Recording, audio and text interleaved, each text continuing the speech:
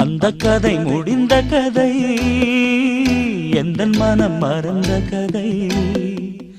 என்ன செய்ய விடுகதை போல் என்னுடைய பிறந்த கதை.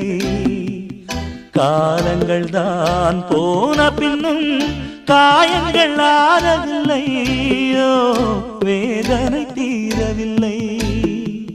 சொல்லிவிடு வெள்ளி நிலவே